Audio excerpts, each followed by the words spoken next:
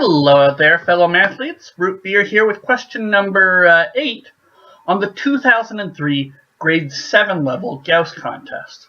So question 8 says the words "Punk CD for sale" are painted on a clear window. How many of the letters in the sign look the same from both sides of the window?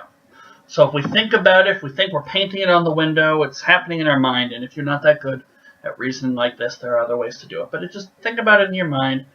You're outside the store looking in at, I guess it's a CD store. You're outside looking in, Punk CD for sale. But now picture yourself inside the store, looking out. Some of the letters, all the letters are in reverse order and have also been reversed. So now we're asking ourselves how many of these letters look the same from both sides. And there's a couple ways you can do this question. One, which is what we'll do towards the end, we're going to write out Punk CD for sale, and then we're actually going to flip each letter individually and compare the two. Or, depending on what you've brought to the contest, if you have a dark enough pen or a marker, I bring a Sharpie usually when I write contests, and some blank scrap paper, nice white clear paper that you can hold up to the light. Some of you might see where I'm going with this. You can do this in a more practical way.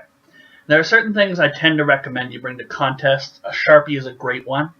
A ruler, a compass, either a north, south, east, west compass, that's a great one, or one of the compasses you can use to draw constructions. Great way to draw a quick circle, in my opinion.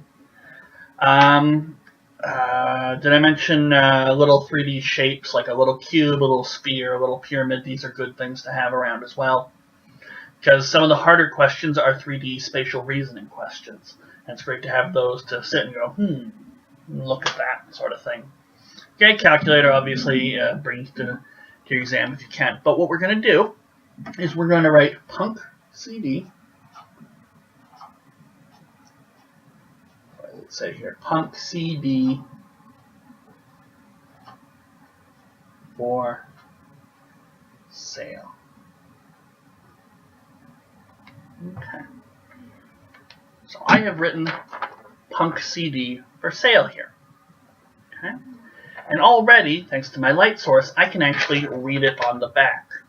Okay, that's what's nice about having nice white paper, very thick, not like 100 cardstock or something silly like that, and having a dark enough pen, or in this case a Sharpie. I can actually read this. Now it might not be coming clear based on the video quality, depending on what you're watching on. But you can absolutely do this. You can try it at home. Get a Sharpie out and get some paper. Hold it up to the light. And what I can do now is I can hold the outside of my window looking in, and now I'm inside the store looking at the window. And I can hold it up to the light, and I can just go letter by letter and say, which of those can I recognize as a letter, or for example, the E looks backwards and wrong. We're asking which of the letters look the same. So if we take a look at the A on both sides just looks like that. So A, that's one of our letters, and we can even make a little check of it. The L doesn't look right. The S is backwards. The R is backwards. The O, however, looks the same. The O always just looks like a circle. The F looks backwards. The D looks backwards. The C looks backwards. The K looks backwards.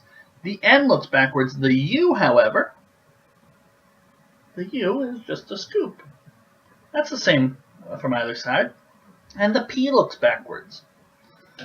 So of these, we have A, O, and U. U, O, and A. Those are the letters that look the same forwards and backwards. I've got 3 of them, so my answer is going to be 3. But suppose I didn't have this piece of paper to use. Have no fear. We got our notepad, and what we can do is we can write down this phrase and reverse each of the letters. Okay.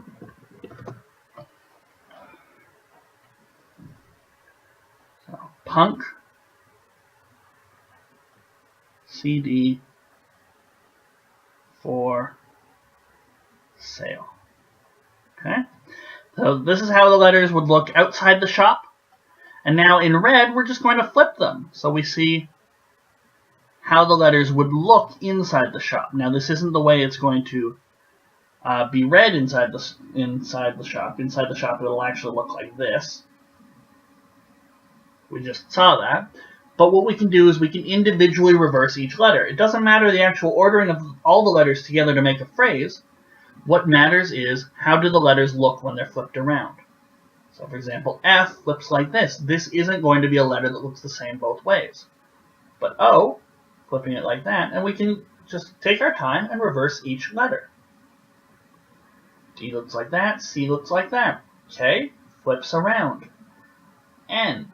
Okay, N goes from the top left down to the bottom right. So when we flip it, it should go from the top right down to the bottom left. U, and then P flips around as well. So the only ones that are the same are the U, the O, and the A.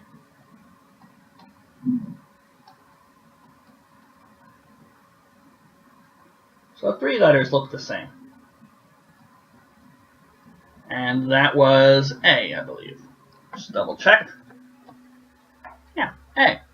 As a fun little exercise, if you're curious and you want to go a little further with this, try doing this with the whole alphabet and seeing which letters just in the alphabet happen to be reversed. Or if you happen to speak another language that uses symbols other than your basic Latin alphabet, like the Cyrillic, if we're on any Russian viewers or anything like that. See which of those letters look the same backwards and forwards. Heck, go with numbers, the single digits, which ones look the same backwards and forwards.